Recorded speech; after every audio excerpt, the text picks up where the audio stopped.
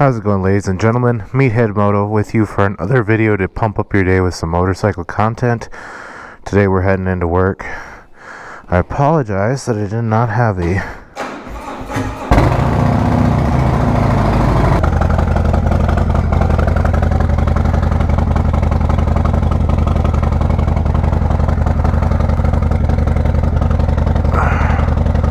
that could have been bad. I sat on my glasses.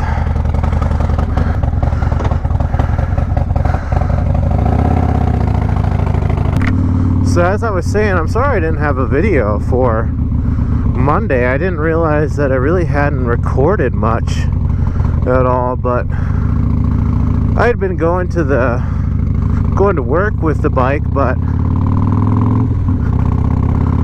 part of that I wasn't recording, or for a majority of it I wasn't recording, because I was just basically taking the bike to work and then going to the gym after and then coming home. Wasn't actually doing any riding and didn't really have a whole lot to discuss. So I guess I got a couple of things. I'm gonna have to get a new rear tire. My American Elite rear is seeing the last of its legs. I've barely got tread up in the middle of it, so it's lasted me about 10,000 12,000 miles. Yeah, I think it's a little bit closer to like 10,000 11,000 miles, which is, after doing some looking into it, is about what normal people get.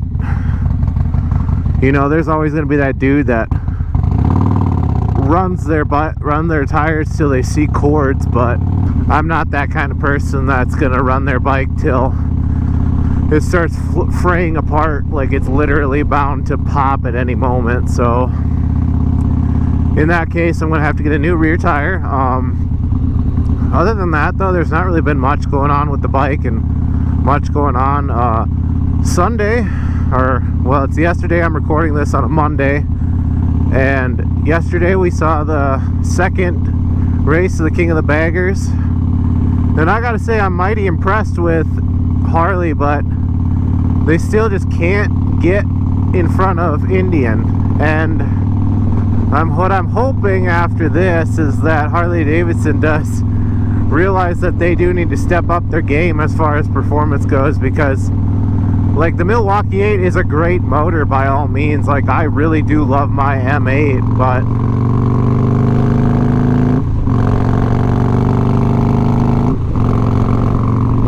it's just not really much compared to those liquid cooled Power Plus motors from Indian. And sadly, I hope that they realize that if they how would I say it, if they're not happy with losing to Indian, how do you think the consumer feels losing to guys that have one, less displacement, and two, are on Indians? You know, you gotta understand that, like, if you guys feel bad for losing and putting all this money and effort into trying to beat them, and how do you think that the consumer feels where they spend their hard-earned dollars on your products to make their bikes faster, and you still lose to a guy on a Challenger that's just liquid cooled? It's just a simple one big difference that makes a huge change between the two motors.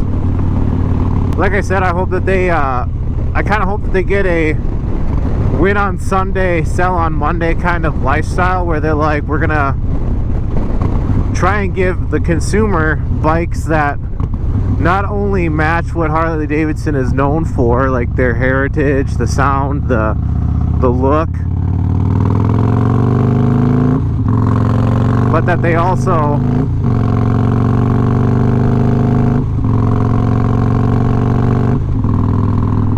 do better and try and give us bikes that actually perform really, really well.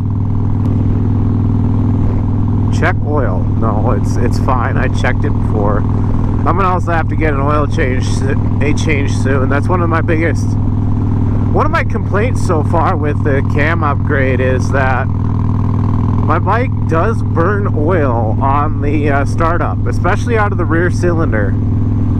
And you know, that's kind of the the interesting part of having a 2-in-2 exhaust is you can see which cylinder, if it's burning oil out of, you can see which one because of what pipe it comes out of. And I'm not really sure why it is, but after doing some research,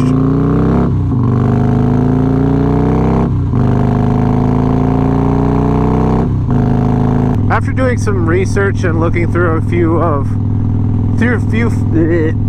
few forums, I found that like a lot of guys actually prefer running conventional oil in their M8s, both in the motor as well as like the crankcase and the primary crankcase and the transmission. And I was like, huh, that kind of matches a sneaking suspicion I've had for a while.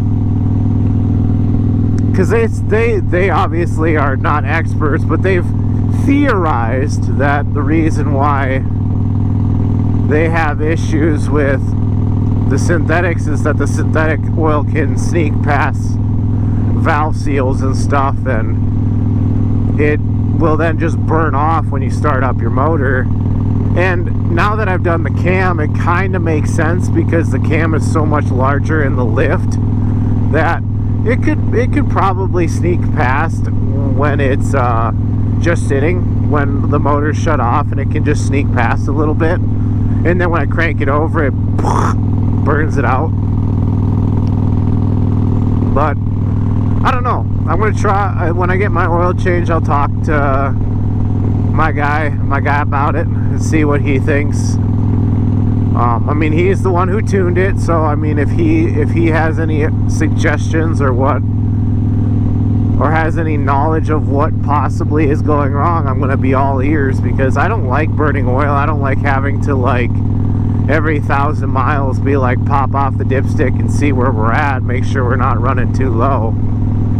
And the reason I checked my oil is because I started to hear just a little bit more like ticking sounds, like the valve noise, a valve train noise, and I was like, that's not good.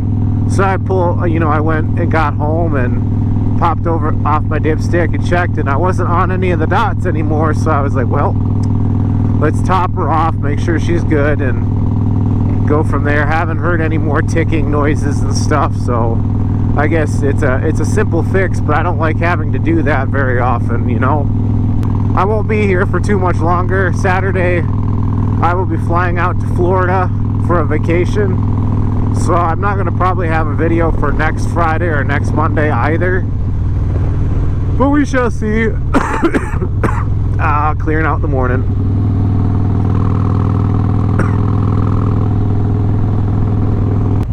The only positive of air-cooled motors versus liquid-cooled, when you have some cold mornings, they definitely act as a nice little leg warmer versus motors that are pretty well temperature controlled.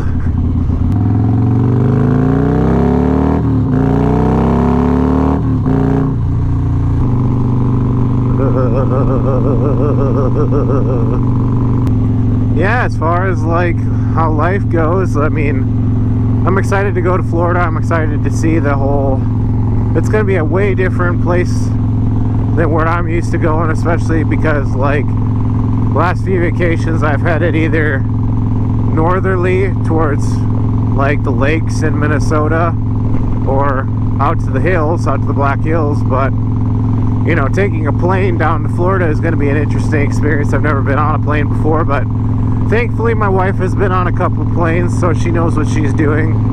I'm excited for Florida. I'm excited to go on a plane, and we'll see what kind of trouble we can get into. I'm hoping to go to some of the spots that I see from other motor vloggers. Like I want to go to Ace Cafe Orlando because we're staying in Orlando.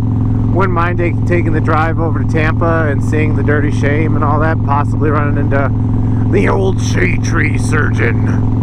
But we shall see what we all get into. I know we're going to go to at least one of the Disney parks. I want to go out to Kennedy Space Center as well. So yeah, I don't know where I'm going to cut this video off, guys, but I mean, I don't really have a whole lot to talk about. I just wanted to give you guys a quick little update, I guess, on the channel and just randomly ramble for y'all, because I feel like a lot of my moto vlogs, I feel like they have to be scripted, or I think in my head that they have to be scripted, because, oh, who's going to want to click on, you know, just a random video of me just rambling around? But at the same time, I still get pretty good views on videos. It's one of those things where I think once you've built the community behind your channel, it's pretty nice to be able to like just do whatever you want as far as video goes, and have the people that do want to watch your content watch it, and I can't really complain about that.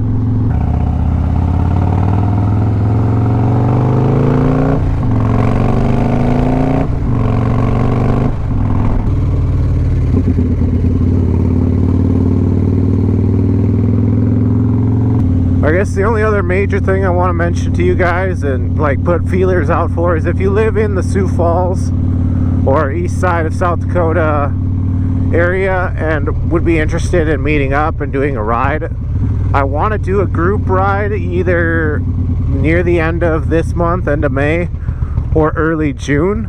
I haven't put anything out yet or any ideas, but I just thought I would put some feelers out, see if anybody else would be interested in doing a little group ride and seeing where it all takes us. If I have enough people that say that they're interested in it, I will definitely plan up a ride and get us some stops in there, go through some nice curvy roads, maybe some longer distance rides, I don't know.